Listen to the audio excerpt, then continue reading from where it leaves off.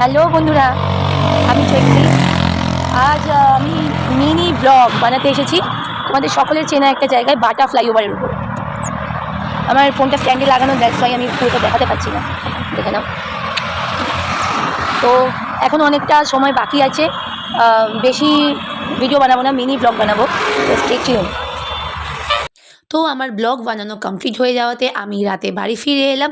এমনি তো আমি খুব টায়ার্ড ফিল করছিলাম, তার মধ্যে খুব খিদেও পেয়ে গেছিলো। তো এবার আমি খাবো।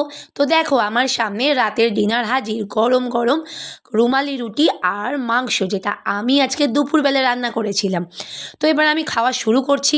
ওফ, মাংসটা দেখেই তো আমি মাংসের প্রেমে পড়ে গেলাম, কারণ সত্যিই খুব সুন্দর খেতে হয়েছিল। তো আমি খাওয়া শুরু করলাম।